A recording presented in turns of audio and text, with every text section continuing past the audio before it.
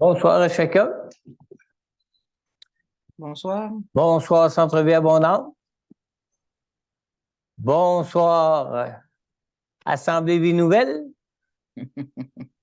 Et bonsoir, l'Apocatière. Je s'appelle l'Apocatière. Content que vous soyez là, présent avec nous. Avez-vous hâte aux fêtes? Patience, patience. Ça s'en vient avec la tempête. Je ne sais pas quel temps il va faire pour Noël, là, pour samedi. Puis on dirait que même les météorologues ne s'entendent pas pour le dire. La fois que tu prends cours, François. Pardon? La fois que tu prends cours pour pas qu'il y ait de tempête. On va partir demain matin, tiens. Ah, Ouais. prier, ouais. Ben là, ça me presse moins de prier. J'ai pas vraiment de quoi d'important, moi, là, en fin de semaine. On va être rendu. On va être rendu avant. Amen. Alors, ce soir, chapitre 8, adapter sa vie à Dieu. Chapitre 7. Ah, ben oui, c'est vrai. Hey, je suis d'avance, moi, là. Excusez, je recommence. On efface.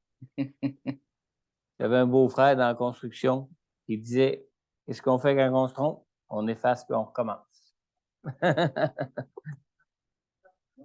Ouais, il était architecte. Il connaissait ça des effaces. Amen. Alors, je me reprends. Chapitre 7, ce soir, la crise de croyance. Là, je suis à bonne place, hein? Là, j'y crois que je suis à bonne place. Oui. Amen. Amen. Est-ce qu'il y en a qui ont lu l'introduction de la crise de croyance? Oui? Oui, oui, je l'ai lu. La plupart des gens l'ont lu? Oui? Peut-être les micros sont fermés. Alors, on va prendre le temps de prier avant. Je suis comme pas pressé de finir à soir. On peut peut-être prier toute la nuit. Ça vous en dit? Je suis prête, moi? Oui. Seigneur notre Dieu, Seigneur, on est tellement bien en ta présence, Seigneur. On te prie pour ta présence encore ce soir, Seigneur. Seigneur Dieu, tu es toi-même la parole, Seigneur. La parole de Dieu qui s'est faite chair, la parole de Dieu qui nous parle, la parole de Dieu qui nous rencontre, Seigneur. La parole de Dieu qui vient se révéler à nous, Seigneur. Seigneur Jésus, je te prie pour ta révélation. Ta révélation ce soir d'une façon particulière, Seigneur. Car toi-même, tu nous dis, Seigneur, que nous pouvons marcher avec toi que par la foi, Seigneur. Alors, Seigneur, je te prie pour qu'on puisse tous, Seigneur Dieu, avoir la révélation particulière que nous avons besoin en ce qui concerne notre foi ce soir, Seigneur. Car nous voulons tous, Seigneur Dieu, marcher avec toi pour être avec toi maintenant comme au jour de l'éternité, Seigneur. Seigneur Dieu, conduis-nous encore ce soir. Seigneur Dieu, révèle-toi à nous encore ce soir. Donne-nous cette révélation de ta parole que nous voulons et que nous désirons pour chacun de nous ce soir, Seigneur. Et Seigneur, tu connais les questionnements de chacun des cœurs de tous tes enfants qui vont écouter cet enseignement, Seigneur. Que ce soit ceux qui sont ici en présentiel, que ce soit ceux qui sont chez eux, dans leur demeure à la maison, qui écoutent en ligne, Seigneur, ou que ce soit ceux qui vont écouter cet enregistrement plus tard cette semaine ou plus tard dans les prochains jours, Seigneur. Seigneur, viens nous rencontrer chacun dans notre besoin particulier, dans notre questionnement sur la foi pour marcher avec toi par la foi dans nos vies, Seigneur. Que ton Saint-Esprit réside sur chacun des auditeurs et particulièrement sur moi-même, Seigneur Dieu, pour transmettre, Seigneur Dieu, ce que j'ai à transmettre concernant cette étude, Seigneur. Que ton Saint-Esprit nous enseigne, Seigneur. Que ton Saint-Esprit ouvre notre intelligence, Seigneur. Et que ton Saint-Esprit nous conduise lui-même, Seigneur Dieu, dans une pratique de marcher par la foi avec toi, Seigneur, dans nos vies maintenant et pleinement dans la foi maintenant, Seigneur.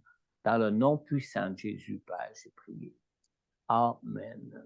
Amen.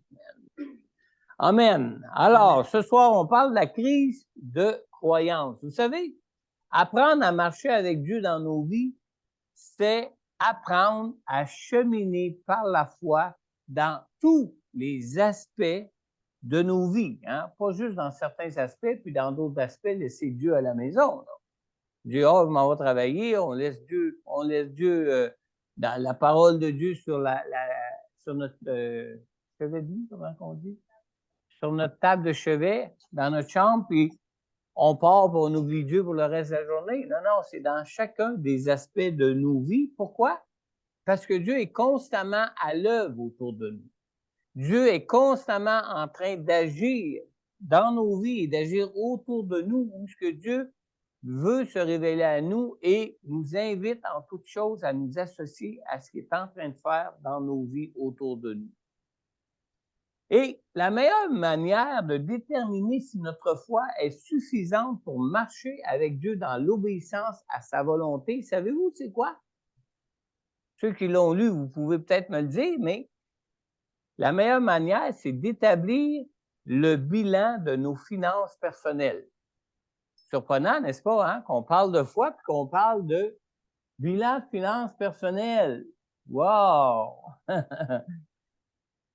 Individuellement, ce n'est pas différent d'une église, vous savez, de marcher par la foi. Et vous savez, votre église a fait un bilan budgétaire à chaque année, un bilan financier à chaque année pour savoir où est-ce qu'elle s'en va puis comment est-ce qu'elle s'en va. D'accord? Mais même au point de vue personnel, établir un budget personnel permet de déterminer jusqu'à quel point nous arrivons à faire confiance à Dieu pour obéir à ce qu'il peut nous demander dans notre vie. Avez-vous une idée où je m'en vais avec ça, là? C'était dans votre leçon, de toute façon. Oui. Alors, évaluer nos comportements ou nos sentiments ou évaluer les impressions que nous pouvons ressentir avec Dieu peut nous donner un certain aperçu de combien nous sommes dans la foi en Jésus. Hein? Ça peut nous donner certains résultats plus ou moins fiables qui peut-être de temps en temps peuvent être trompeurs sur notre capacité de faire confiance à Dieu. Tandis que des chiffres, ça ne trompe pas. Vrai? 1 plus 1 va toujours donner 2. 2 moins 1 va toujours donner 1. 10 plus 10 va toujours donner 20. Alors, des chiffres, c'est une science qui est juste, qui est exacte, qui ne peut pas tromper. Tandis que si on cherche à évaluer notre foi pour combien qu'on peut faire confiance à Dieu dans nos vies, dans différents aspects de nos vies, bien, si on se fie juste à nos comportements, qui peuvent être tout simplement des comportements religieux, puis qui demandent peut-être même aucune foi pour faire confiance à Dieu. Si on fait juste évaluer selon nos sentiments par rapport à nos sentiments face à Dieu, bien, des journées, on peut sentir qu'on est vraiment dans la foi, d'autres journées, pas pantoute. Mais comment savoir vraiment si on est réellement dans la foi avec Dieu? C'est en regardant nos propres finances personnelles qui nous parlent de chiffres et qui nous donnent les chiffres. Vous savez, dans les évangiles, quand Jésus a multiplié les pains, c'est drôle hein, que dans les évangiles qui nous parlent de la foi en Dieu, de marcher par la foi, ils ont estimé comment est-ce qu'il y avait de personnes exactement qui ont été nourries. Ils nous ont donné exactement le nombre de petits pains que Jésus a multipliés. Le nombre de poissons aussi qui a été donné pour être multiplié. Alors, ces chiffres-là, ça ne trompe pas et ça nous montre combien, par la foi, on peut s'attendre à des choses extraordinaires qui viennent de Dieu. Amen. Amen. Henry Blackaby, dans notre expérience personnelle avec Dieu, dans le témoignage d'introduction du chapitre 7, qui s'intitule « La crise de croyance », pour ceux qui ont le volume, c'est à la page 128, il dit que quand nous établissons le budget, nous le faisons sur la base de ce que nous estimons pour faire. Attends une minute là. J'ai peut-être sauté un mot. Quand nous établissons le budget, nous le faisons sur la base de ce que nous estimons pouvoir faire. Et remarquez bien ce qu'il dit par la suite. Il dit, cela ne reflète pas que nous nous attendons à ce que Dieu fasse quelque chose. Vous n'avez pas lu votre témoignage, certain. Oui, moi, je l'ai lu. Ah, OK, c'est pour ça que Je sais que vous lisez le premier paragraphe, pasteur. Pour faire qu'elle le lise, qu'elle fasse ses devoirs. Ça veut dire simplement, là, c'est que on regarde, on s'établit un budget, là, puis notre budget est toujours établi en fonction de ce qu'on pense être capable de faire avec les revenus qu'on a. Alors, si notre budget est établi seulement sur ce qu'on pense être capable de faire avec les revenus qu'on a, c'est qu'on ne s'attend à rien de Dieu. Et où notre foi là-dedans? Comprenez-vous, là? Parles-tu assez simplement, vulgarisateur, là? Oui. Amen. C'est ce qu'il veut dire, lui. Alors, quand nous regardons nos finances et que nous disons c'est impossible de faire plus, ou que nous disons que nos revenus ne nous permettent pas plus, c'est que notre confiance n'est pas en Dieu. Notre foi n'est pas en Dieu, mais notre foi est dans nos propres capacités. Amen. Amen. Alors, les chiffres, ça ne trompe pas. Si nous voulons savoir si nous avons suffisamment de foi pour compter sur Dieu, il nous suffit d'évaluer la différence qui nous manque entre ce que nous avons et ce que Dieu, lui, nous demande de faire. Amen. Amen. Là, on va pouvoir voir à quel niveau on croit vraiment en Dieu pour dépendre de Dieu dans nos vies, dans tous les aspects de nos vies. Alors, quand Dieu nous invite à nous joindre à lui dans son œuvre, lui-même agit pour nous à travers nous. Amen. Amen. Alors, il y a quelques années déjà, ici dans notre Église, là, ici à Montmagny, là, notre Église établissait son budget de bienfaisance en fonction des surplus qui pouvaient rester après avoir payé tous les coûts d'opération d'Église qui étaient essentiels à payer. Et, on disait, bon, ben, comment est-ce qu'on met là, pour aider ceux qui sont dans le besoin là, pour notre budget pour l'année? Là, au comité des diacres, on regardait ça ensemble, puis on finissait tout avec la même conclusion sage d'hommes, d'anciens de l'Église, en disant, ben, on va d'abord payer le téléphone, l'électricité, le chauffage, ci, ça, l'assurance, mais qu'on ait payé tout ça, ah ben, il resterait peut-être 100$ de lousse. OK, on va mettre ça en bienfaisance. C'est ça qu'on faisait. D'accord? On n'avait donc généralement jamais de budget pour venir en aide à des personnes dans le besoin. Pourtant, le Seigneur nous dit clairement dans sa parole qu'il veut que nous prenions soin des pauvres et des personnes dans le besoin. On a-tu besoin d'une révélation spéciale de Dieu pour savoir ça? Non, hein? Non. Mais, vous savez ce qui est arrivé? C'est qu'un bon matin, en l'espace d'environ 2 heures, 3 personnes, sans aucun rapport entre elles, 3 personnes se sont présentées l'une après l'autre à mon bureau pour demander si notre Église pouvait les aider. La même avant-midi, là, dans la même période de temps, là, dans l'espace de 2 ou 3 heures. 3 personnes qui n'avaient pas rapport entre elles, qui ne se connaissaient même pas. Alors, moi, je me sentais incapable de leur refuser de les aider, même si on n'a pas vraiment de budget pour les aider.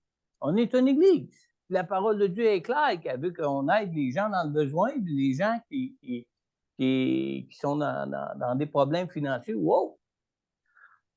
Alors, je me sentais incapable de leur refuser de les aider. Alors, on les a aidés. Évidemment, je suis un pasteur, hein? J'ai donc pas manqué l'occasion de leur témoigner de l'Évangile. Hey, on peut pas. Quelqu'un vient à nous, hein? Faut lui présenter l'Évangile, on n'a pas le choix. Puis à ma grande surprise, ben, les 2 premiers que nous avons aidés étaient très touchés d'entendre la grâce du salut que Dieu leur offrait en Jésus, d'entendre le message de l'Évangile. Les 2 même sont repartis avec 2 choses. Premièrement, une assurance que l'Église s'occupait de répondre à leurs besoins le jour même, là, parce qu'on ne pouvait pas faire ça dans le même 10 minutes que je les rencontrais, là. Mais ils sont aussi partis avec un Nouveau Testament en main, puis contents de l'avoir. D'accord? Alors, après coup, je me suis dit, bah, c'est bien naturel que ces personnes se montrent ouvertes à l'Évangile. On était une église et c'est nous qui sont venus voir, puis on acceptait en plus de répondre à leurs besoins. Puis, il est arrivé une troisième personne. Une troisième personne qui s'est présentée quelques minutes plus tard à mon bureau pour demander, elle aussi, si nous pouvions lui venir en aide. Bien, tu viens de dire oui à deux, tu vas dire oui au troisième. Hein? On n'est pas comme Centraide, nous autres, là.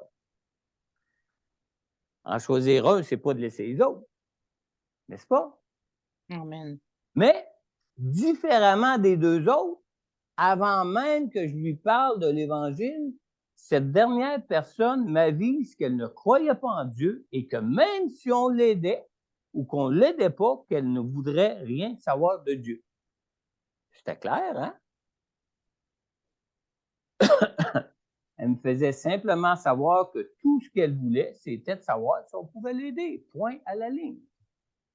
Alors, je lui ai dit que même si elle ne croyait pas en Dieu, et même si elle ne voulait rien savoir de Dieu, que de toute façon, Dieu l'aimait et que nous l'aiderions de toute manière. Parce que Dieu nous demande de l'aider. Elle s'est mise à pleurer. Elle s'est mise à pleurer. J'ai commencé à lui parler, puis finalement, j'ai parlé de l'Évangile, puis elle est partie avec un Évangile, la même chose que les autres. Amen. On voit quand Dieu travaille, hein? Amen. C'est clair quand Dieu travaille. Alors, cette personne s'est mise à pleurer, je lui ai parlé du Seigneur, et comme les deux autres avant elle, cette personne est aussi repartie, comblée dans son besoin, et en plus avec un Nouveau Testament en main. Le Seigneur est bon, hein? Alors, pour moi, c'était donc clair que Dieu appelait notre Église à nous occuper spécifiquement de répondre aux besoins des personnes en difficulté. Il n'y a pas de hasard dans le Seigneur. Amen. On est-tu d'accord avec ça? Oui, amen. Alors, suite à ça, j'en ai donc fait part à l'Église. Et savez-vous ce qui est arrivé? Cette même année, le budget annuel de bienfaisance de l'Église est passé d'environ 100 $ par année à plus de 5 000 par année. Je pense que Christian n'était pas revenu encore dans ces années-là. Ça a été comme ça pendant au moins 3 ans, puis ça a diminué après tranquillement jusqu'à aujourd'hui. Alors, suivez-moi bien ici. Auparavant, même les quelques dons qui étaient donnés à l'Église spécifiquement pour servir à aider des gens dans le besoin, même ces dons-là étaient utilisés pour couvrir des coûts d'opération de l'Église. Souvent, on ne les utilisait même pas pour aider des gens dans le besoin, comme ces dons-là avaient été donnés spécifiquement pour ça.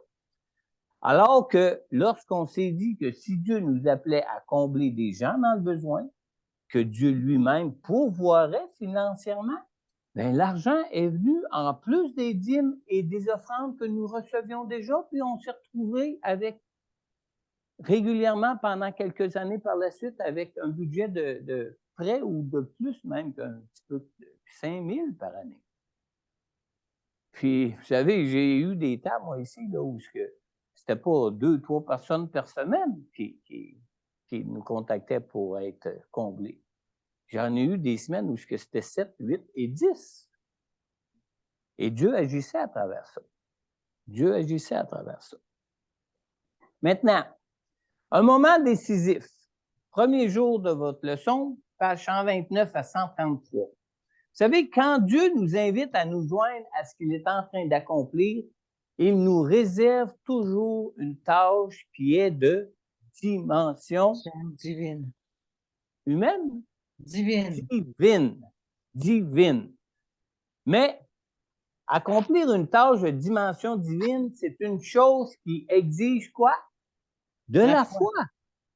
C'est pas une question de budget. C'est pas une question de capacité. C'est pas une question de talent. C'est pas une question de disponibilité. C'est une question de foi à point à la ligne. Pas autre chose que ça, c'est une question de dimension divine. Alors, c'est une question de foi. Il y a juste Dieu qui peut le faire.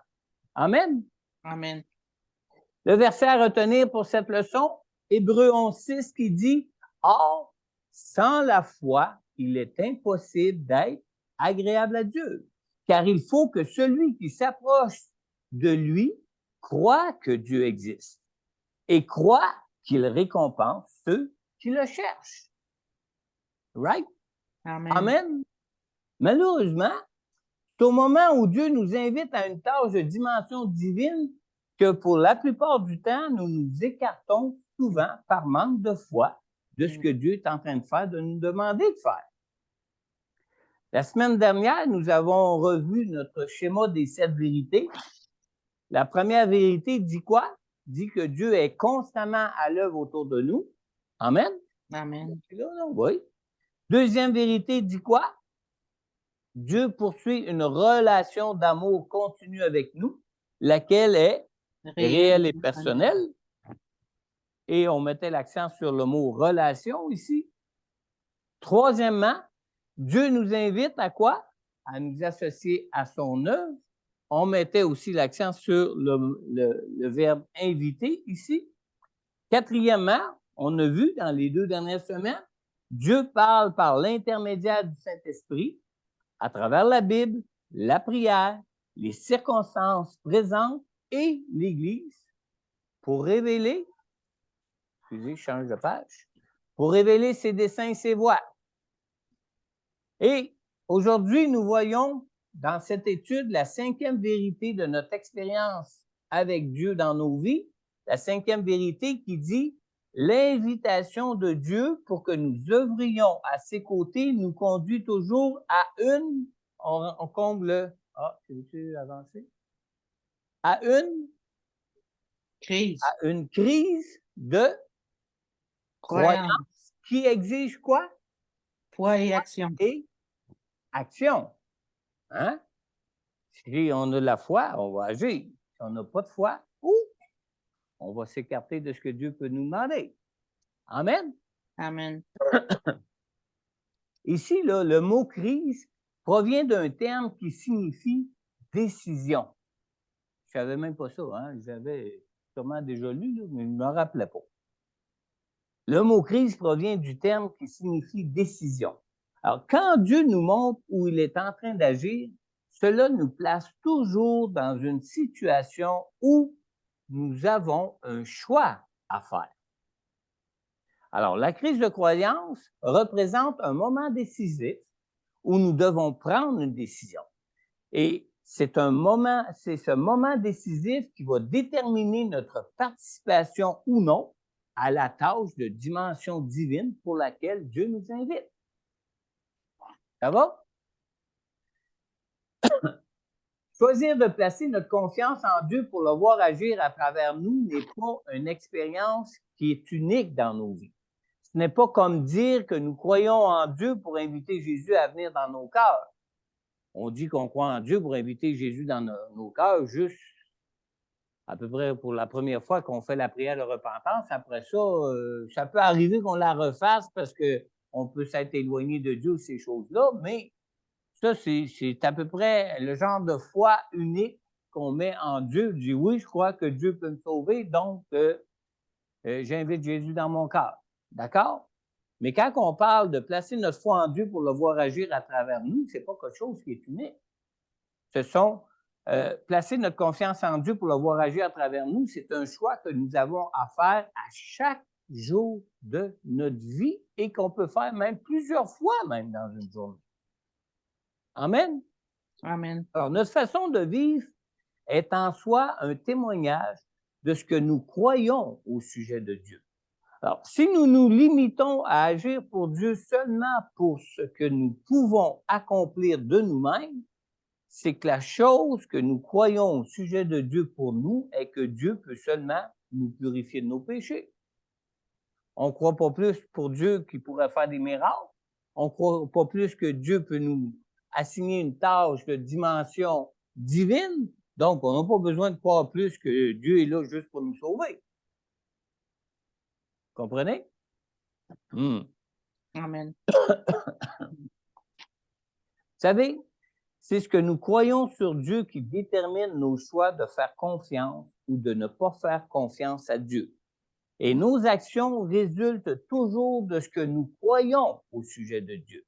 Alors, si nous voulons voir Dieu intervenir autour de nous, si nous voulons voir Dieu accomplir des choses que Dieu seul peut accomplir, nous devons aussi croire qu'il est non seulement notre Sauveur, mais qu'il est aussi le Tout-Puissant pour agir à travers nous, quelle que soit l'œuvre qu'il est en train d'accomplir. Amen? Amen. Amen? Ah, phew, je pensais que c'était difficile. Maintenant, si on se donne une définition d'une crise de croyance dans nos mots, est-ce qu'il y en a qui ont répondu à la question de la page 131? Quelqu'un qui a Oui. donné dans ses mots une définition d'une crise de croyance? Non? Moi, j'ai marqué la Je vais peur. vous donner la mienne. Dans ce cas-là. Moi, j'ai marqué la peur de mal Voilà la mienne. comprendre ce que dit Dieu. Dans mes mots à moi, une crise de croyance, c'est une nouvelle occasion de faire confiance à Dieu pour porter action pour une chose que l'on sait que seul Dieu peut faire. Amen? Amen. J'ai travaillé cette définition-là, mais c'est dans mes mots. Amen? Il y a 4 choses qui provoquent une crise de croyance. Et ça, vous allez les retrouver pour ceux qui ont le volume dans l'encadré à la page 132.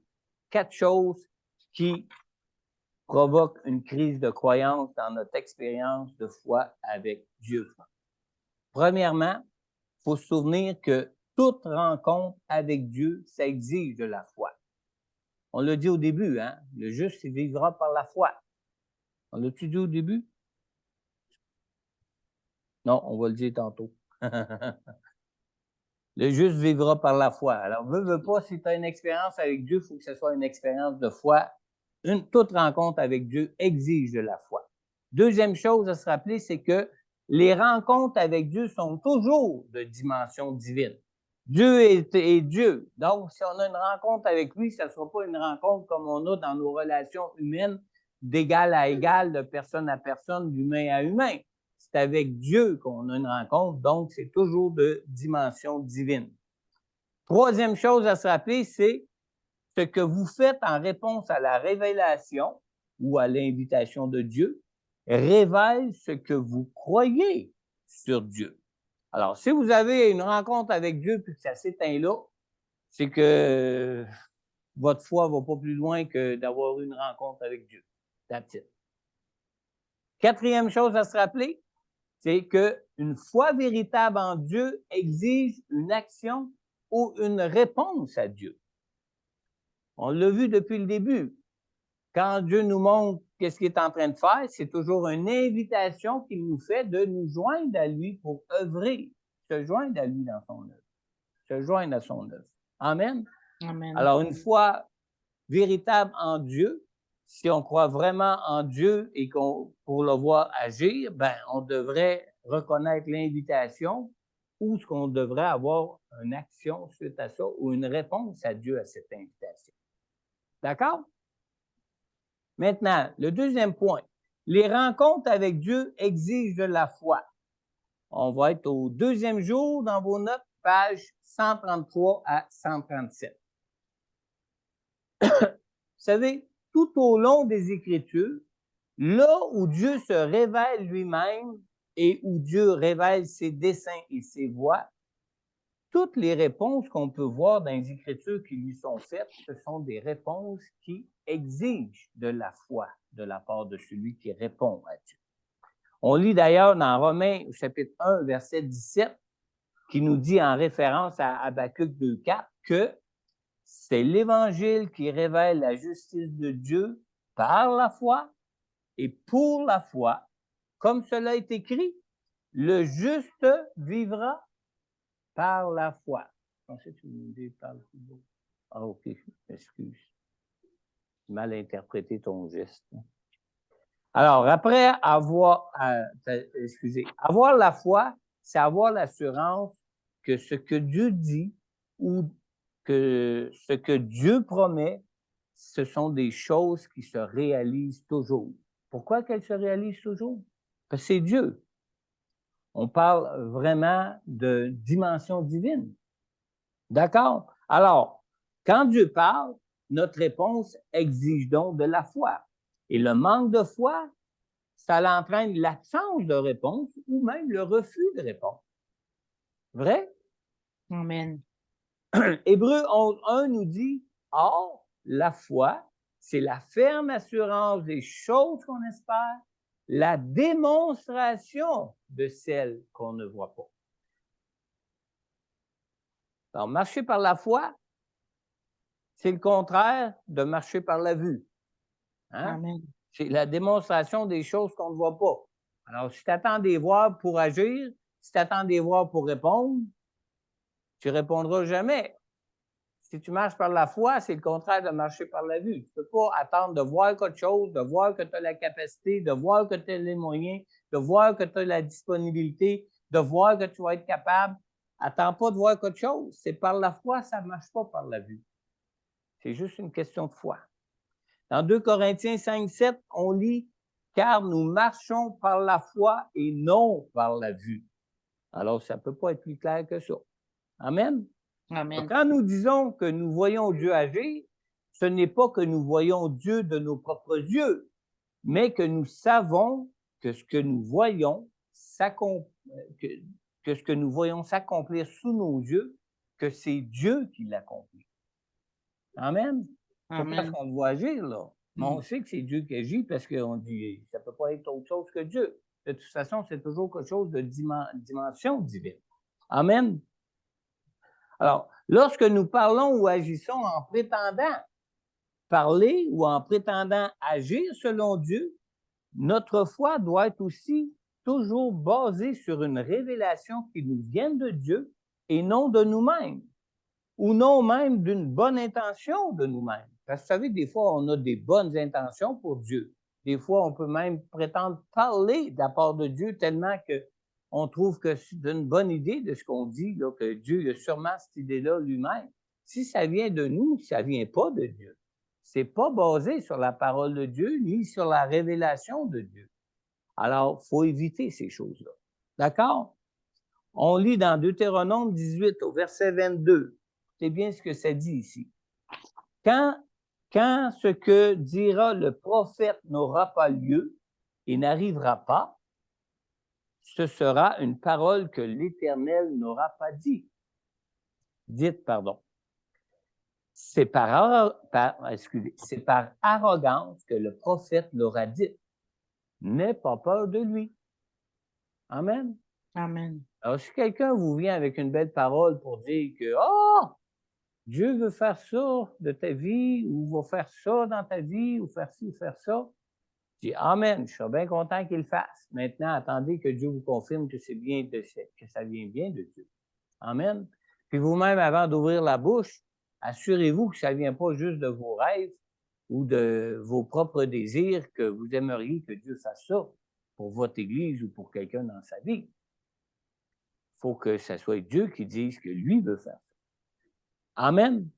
Amen. Alors, même si nous pouvons avoir de beaux rêves ou de bons projets pour ceux qui font partie de nos vies, seul ce que Dieu dit et ce que Dieu promet peut se réaliser selon Dieu et comme Dieu le révèle. Hein? C'est pas parce que moi, dire « Ah, Dieu va faire ça dans ta vie que ça va se produire. » Moi, je ne suis pas Dieu. À moins que ce soit Dieu qui me dit de le dire. Ça, c'est une autre histoire. Amen. Parce que moi, j'aurais beau dire toutes sortes de choses que j'aimerais qu'ils se réalisent. Si ça ne vient pas de Dieu, moi, je ne suis pas Dieu pour les réaliser non plus. Amen. La foi qui vient d'une parole ou d'une révélation venant de Dieu comporte toujours les caractéristiques de Dieu. Amen. Dans 1 Corinthiens, chapitre 2, verset 4, l'apôtre Paul dit « Ma parole et ma prédication ne reposaient pas sur les discours persuasifs de la sagesse humaine, mais sur une démonstration d'esprit et de puissance. » C'est fort, ça, là, hein? On voit clairement ici que la foi qui vient d'une parole ou d'une révélation venant de Dieu comporte vraiment les caractéristiques de Dieu. Et dans ce cas-ci, on parle vraiment ça comporte les caractéristiques d'une sagesse qui vient de Dieu et d'une puissance qui est manifestée par Dieu à travers le ministère de la parole que Paul exerçait. Alors, notre foi a la même dimension divine que Jésus avait lorsqu'il disait et faisait ce que lui-même voyait et entendait, non pas de lui-même, mais de Dieu dans les cieux. Et pour nous, ça va être la même chose. Parce que dans Jean, chapitre 14, verset 12, Jésus nous dit, « En vérité, je vous le dis, celui qui croit en moi fera aussi les œuvres que je fais, et il en fera même de plus grandes parce que je vais vers mon Père. » Hein? Quand il dit celui qui croit en moi fera aussi les œuvres que je fais, ben, les œuvres que Jésus faisait étaient vraiment évidentes que ça venait de Dieu. Elles portaient vraiment les caractéristiques de la puissance de Dieu, de la manifestation divine de Dieu.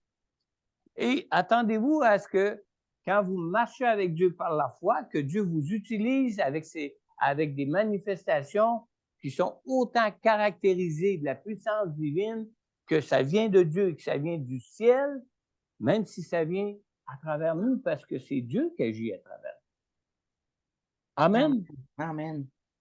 Si nous nous assurons d'avoir une foi qui est fondée sur une parole ou sur une révélation qui soit de Dieu, notre action produira toujours quelque chose que seul Dieu peut accomplir.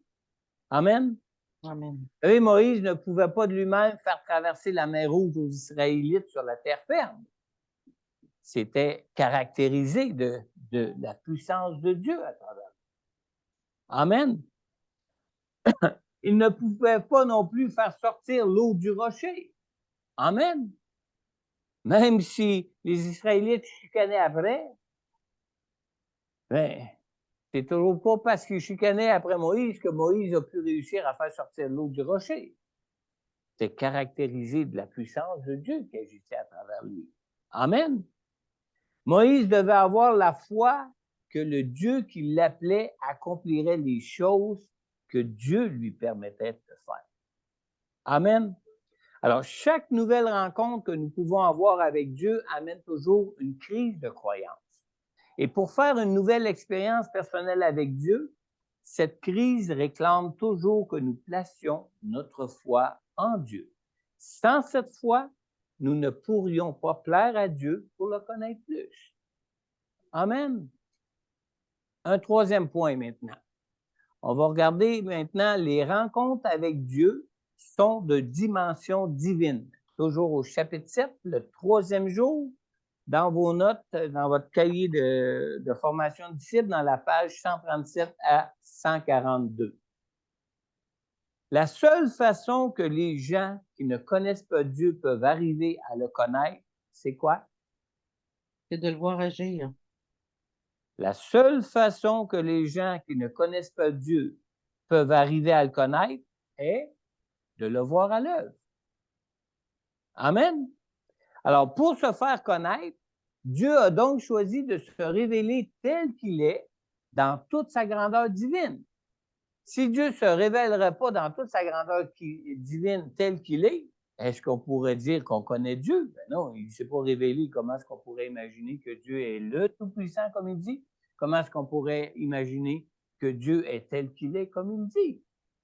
Il faut voir que Dieu est vraiment comme il dit.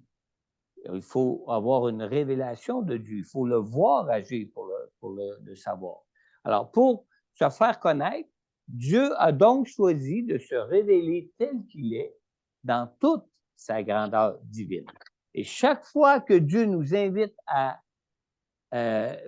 chaque fois que Dieu vous invitera à vous joindre à lui dans son œuvre pour se faire connaître dans ce monde, la tâche pour laquelle il vous appellera va être une tâche qui va être de dimension divine.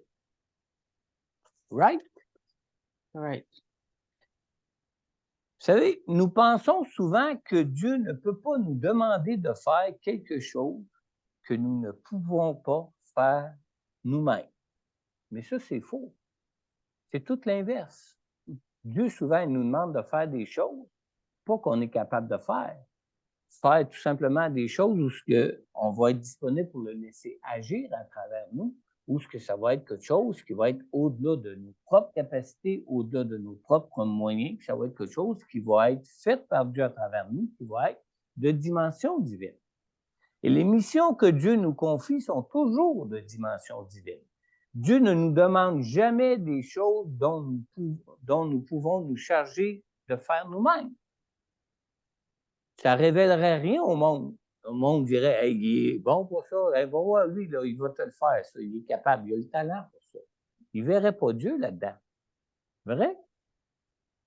Alors, Dieu a dit à Abraham d'engendrer une nation alors qu'il n'avait pas de fils et que Sarah avait passé l'âge d'avoir des enfants.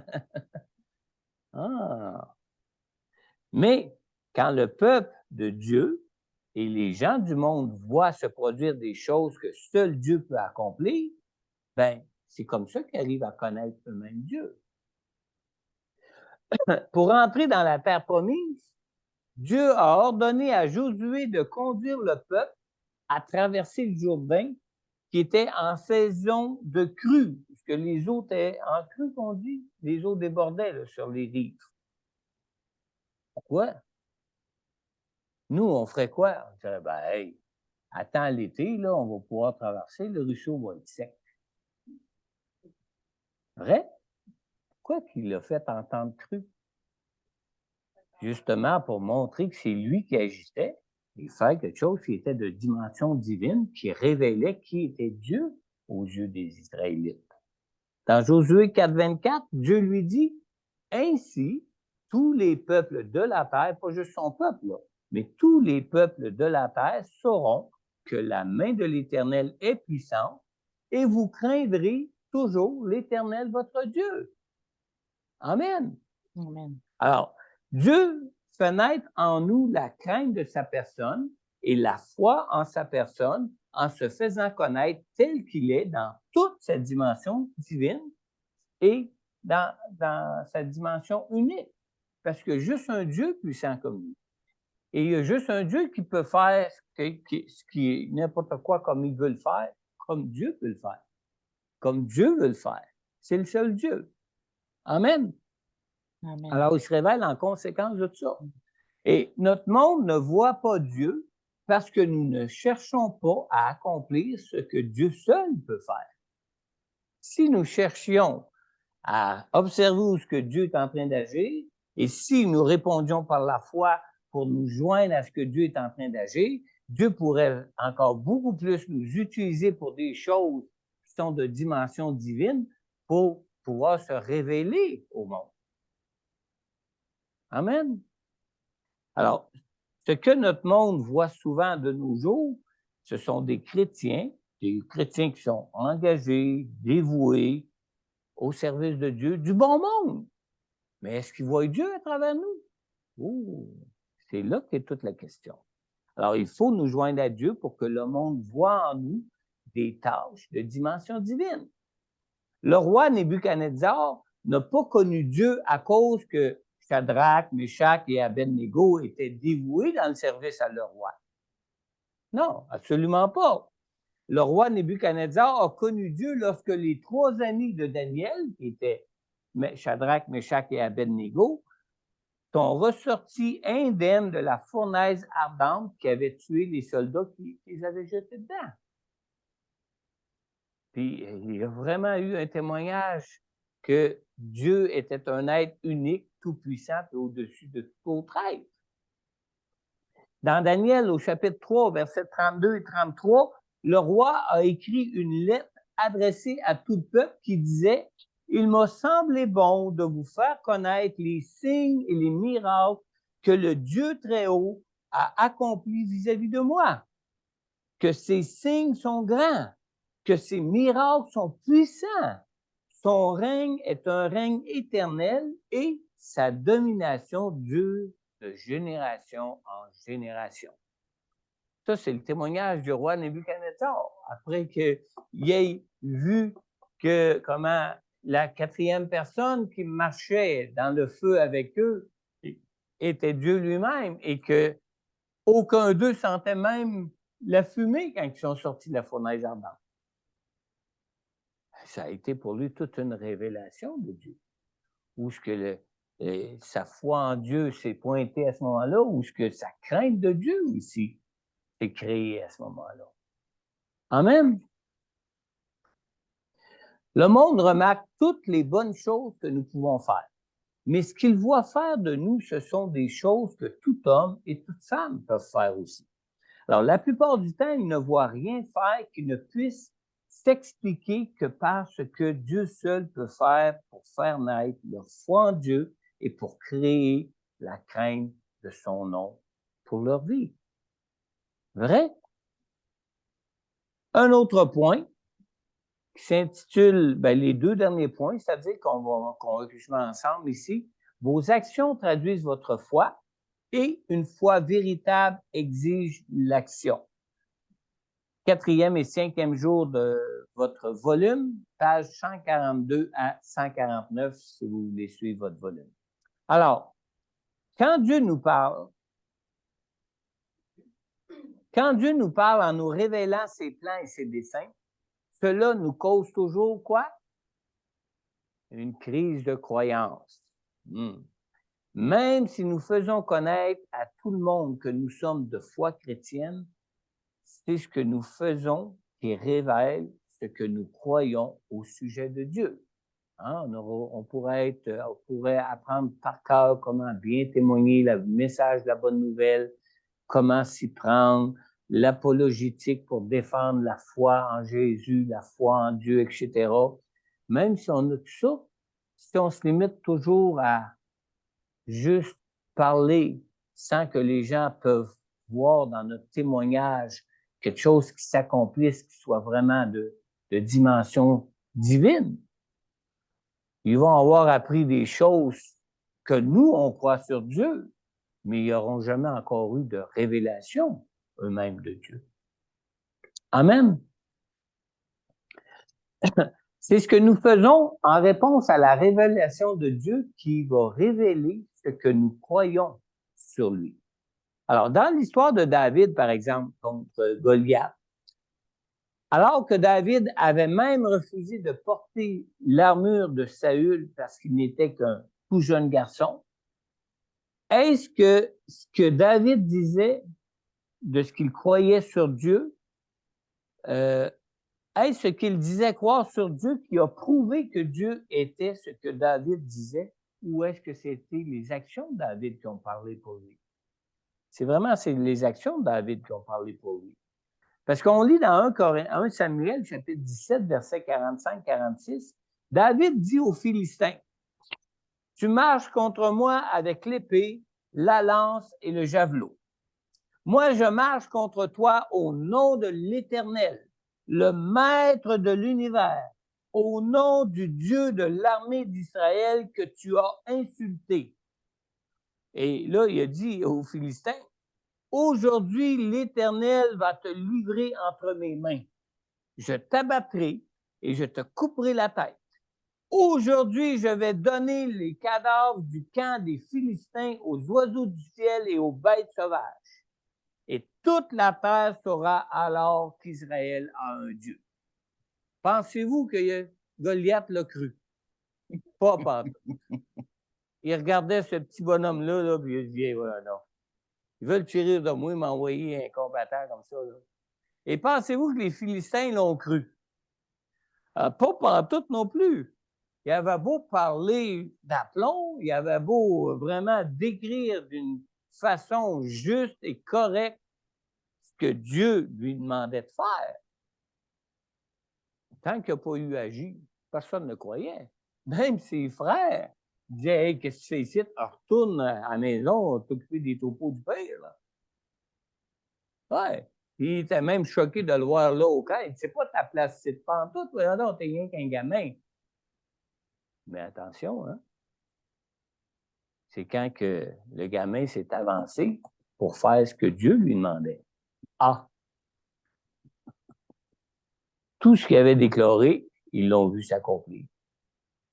Et tous, à ce moment-là,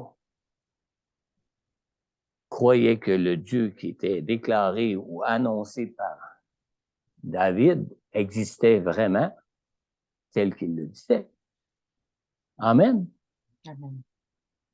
Aussi, dans l'histoire d'Abraham, Dieu a rencontré Abraham pour lui donner la promesse d'une descendance aussi nombreuse que les étoiles. Si on a des bons comptables ici, là, ça doit faire beaucoup, ça. Mais on lit dans Genèse 15 au verset 4, « Alors l'Éternel lui adressa la parole. Ce n'est pas lui, en parlant du serviteur d'Abraham, ce n'est pas lui qui sera ton héritier, mais bien celui qui naîtra de toi. » Amen. Saraï, elle, son épouse, elle avait plus de 70 ans. Elle savait qu'elle avait passé l'âge d'avoir des enfants. Elle a donc décidé d'avoir un enfant en donnant sa servante Agar à Abraham pour avoir un enfant de cette façon. Maintenant, les actions de Saraï reflétaient ce que Saraï croyait de Dieu. Est-ce que Saraï croyait que Dieu était tout-puissant pour lui donner un enfant dans son âge avancé? Absolument pas. Hein? Saraï croyait plutôt que Dieu avait besoin de son aide à elle pour trouver un moyen d'accomplir la promesse que Dieu avait faite à Abraham. Alors, elle a envoyé Agar vers son mari, puis elle dit, tiens, ça doit être de même que Dieu va te le donner. Hein? L'incrédulité de Saraï a causé beaucoup de chagrin à Abraham et même à elle-même, alors qu'il pouvait se réjouir que Dieu avait finalement accompli sa promesse qu'il leur avait faite. Réellement comme Dieu voulait l'accomplir. N'est-ce pas? Alors, depuis cette époque jusqu'à nos jours même, Ismaël et ses descendants ont toujours vécu dans l'hostilité vis-à-vis d'Isaac et de la descendance d'Abraham. Puis ça, on le sait même jusqu'à aujourd'hui dans nos jours. Alors, ce que nous faisons en réponse à l'invitation de Dieu indique ce que nous croyons sur Dieu. Alors, Abraham, Saraï n'avait pas la même foi qu'Abraham. C'est clair juste par la façon que Saraï a agi par rapport à Abraham. La foi véritable, c'est une foi qui exige l'action. Et sans action, notre foi en Dieu est une foi qui est une foi sans vie. Et qu'est-ce que signifie une foi sans vie? Comme une vigne sans fruits. Hein? Si la vie de Dieu ne coule pas en toi, pas de fruits. Si tu n'as pas la foi en Dieu, tu ne peux pas voir Dieu agir en toi, pas de fruits. Une foi sans vie. Jacques 2, 26 nous dit, en effet, de même que le corps sans esprit est mort, de même, la foi sans les œuvres est morte, comme un arbre sec. Pas de vie qui coule. Une absence de réponse à l'invitation que Dieu nous fait de le joindre dans son œuvre pour la réalisation de ses desseins révèle une foi qui est morte, qui est sans vie. Hébreux 11. Dans Hébreux 11 nous rapporte les actions qui ont été démontrées de la foi de chacun des héros de cette liste. Ouais, c'est ça.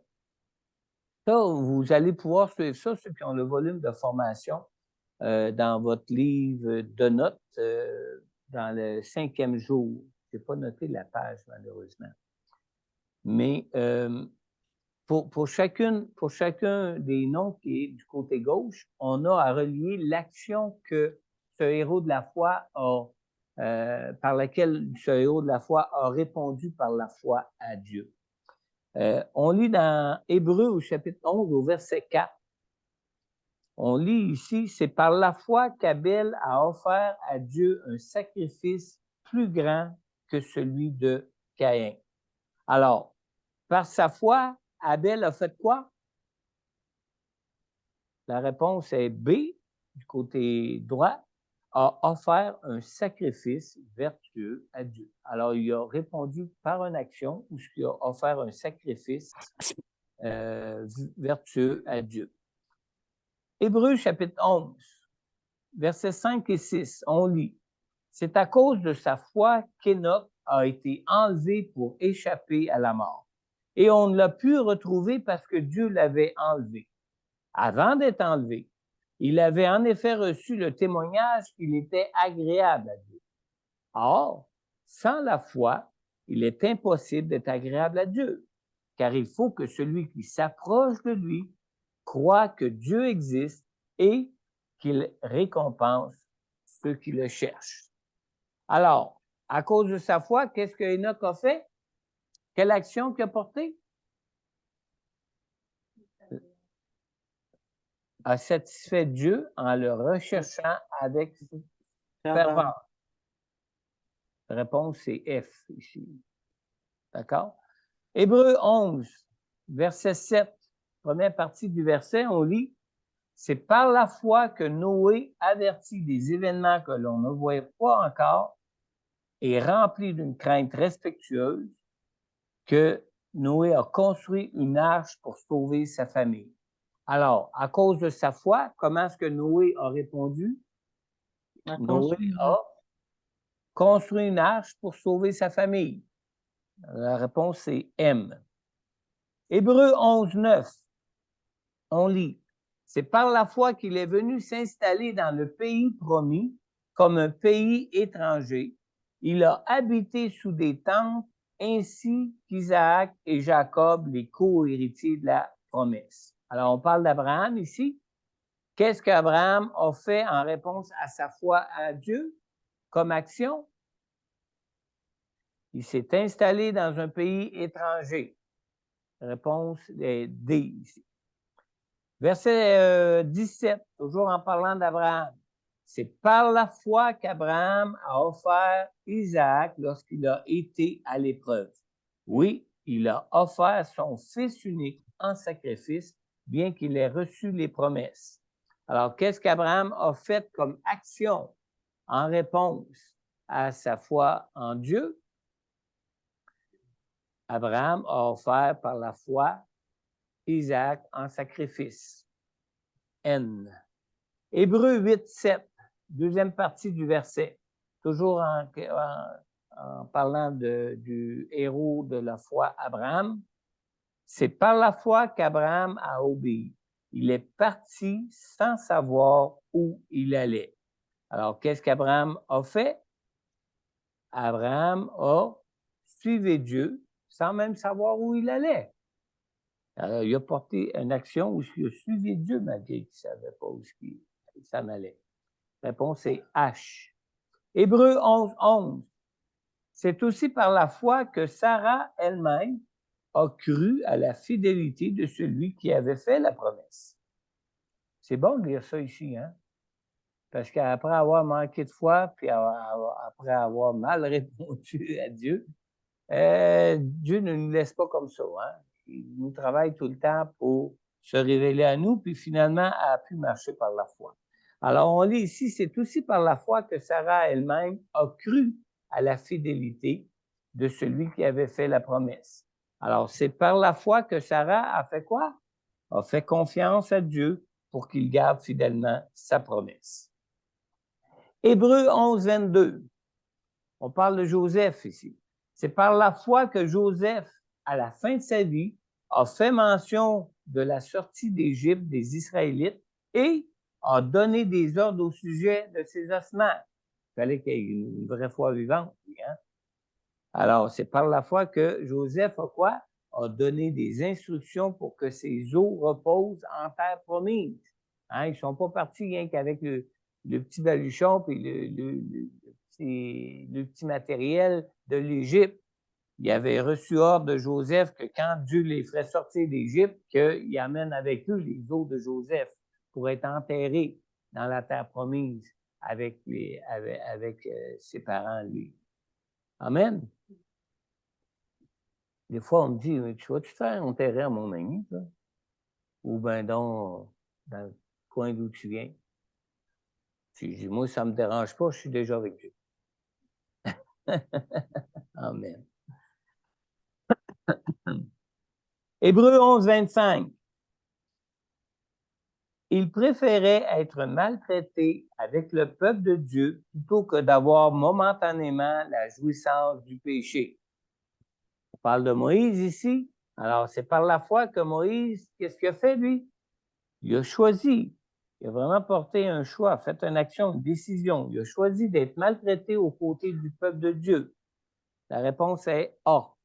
Hébreux 11, 27, c'est par la foi qu'il a quitté l'Égypte sans craindre la colère du roi, car il s'est montré déterminé, comme s'il voyait celui qui est invisible. Alors, c'est par la foi que Moïse a quitté l'Égypte. La réponse est C. Hébreux 11, 28. Il y en a, hein, des héros de la foi. C'est par la foi. Votre nom, tu pourras se rajouter un jour là-dedans. Hébreux 11, 28. C'est par la foi qu'il a célébré la Pâque et versé du sang afin que le destructeur ne touche pas au premier-né des Israélites. Alors, c'est par la foi que Moïse a fait quoi? A observé la Pâque. Hébreux 11, 29. C'est par la foi qu'ils ont traversé la mer Rouge comme un terrain sec, tandis que les Égyptiens ont été engloutis lorsqu'ils ont tenté de passer. Alors, c'est par la foi que le peuple d'Israël a quoi? A traversé la mer Rouge à pied sec. Hébreux 30. C'est par la foi que les murailles de Jéricho sont tombées après que le peuple en avait fait le tour pendant 7 jours. Alors, c'est par la foi que le peuple d'Israël a quoi? A marché autour des murs de Jéricho. Hébreux 11, 31, pour terminer, on parle de Rahab ici. C'est par la foi que Rahab, la prostituée, n'est pas morte avec les non-croyants parce qu'elle avait accueilli les espions avec bienveillance. Alors, c'est par la foi que Rahab a fait quoi? A accueilli les espions israélites et quoi d'autre? Elle les a même cachés. Par la foi. Quand on regarde ça, là, tous les plans et tous les desseins de Dieu pour la vie de tous ces héros-là, c'est réalisé à cause de leur foi. Pas de foi, il n'y aurait rien de tous ces desseins, de ces plans de Dieu pour la vie de ces hommes qui se seraient réalisés. Question de foi. Et dans chacune des situations qui est rapportée dans Hébreux au chapitre 11, la foi de chacun des héros s'est traduite en une action dans leur réponse à Dieu. Ils n'ont pas juste dit oui, oui, Dieu, on le croit, puis attendre que Dieu agisse. Non, Dieu agit quand nous, on se joint à lui. Dieu agit à travers nous. Il nous révèle ce qu'il est en train de faire. Il nous invite à nous joindre à lui par la foi pour le laisser agir, puis à obéir à ce qu'il nous demande pour le voir agir. Et Dieu agit. Amen. Amen. Il y a certains de ces héros de la foi, ces héros de la foi, certains d'eux ont connu des délivrances, tandis que pour d'autres, leur foi leur a apporté plutôt des souffrances que des délivrances. C'est triste, hein, mais ça peut arriver. Mais, que ce soit pour des délivrances ou pour des souffrances, ils ont tous obéi à l'appel de Dieu. Amen. La prochaine étude, chapitre 8, bonnes vacances de Noël. On va reprendre ça le 10 janvier prochain. Amen. Alors, pour ceux qui ont le volume de formation, prêtez une attention spéciale dans votre préparation, une attention spéciale aux modifications qui peuvent s'avérer nécessaires pour qu'une personne s'associe à Dieu dans son œuvre. D'accord? Et pour ceux qui n'ont pas le volume de formation, lisez la feuille d'introduction du chapitre 8 que vous allez recevoir soit par courriel ou que vous pouvez prendre ici pour ceux qui n'ont pas l'Internet. Et le verset à retenir pour le chapitre 8 va être Luc 14, verset 33, que vous pouvez déjà commencer à étudier ou à apprendre. Ainsi donc, aucun de vous, à moins de renoncer à tout ce qu'il possède, ne peut être mon disciple. Renoncer à tout ce qu'on possède, ça ne veut pas dire qu'on n'aura plus rien. Là.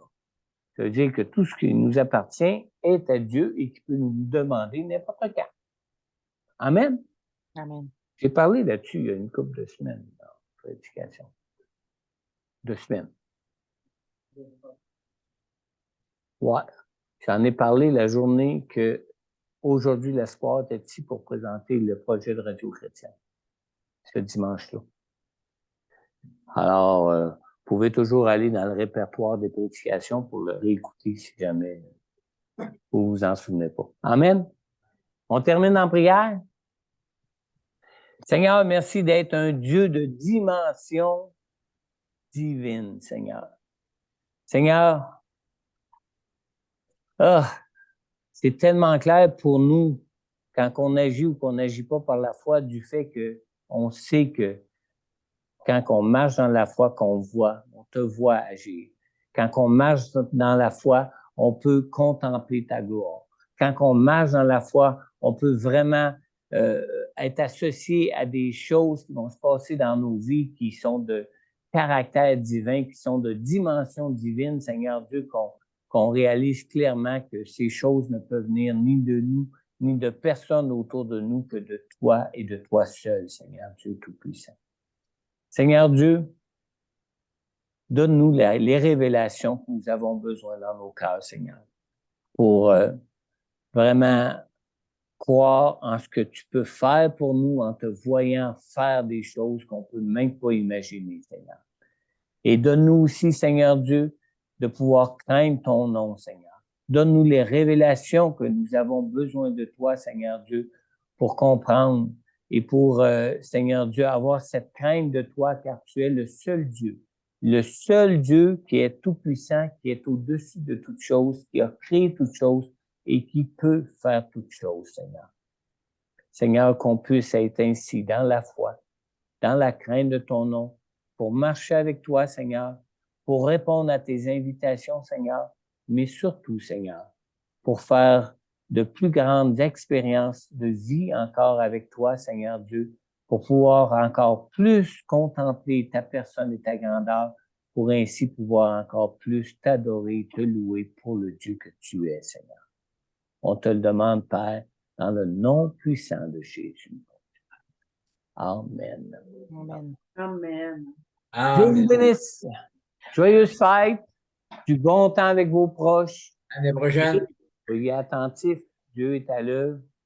Puis, Amen. je vais vous inviter à vous associer à lui dans son œuvre. Amen. Amen. Bye tout le monde. Bye bye.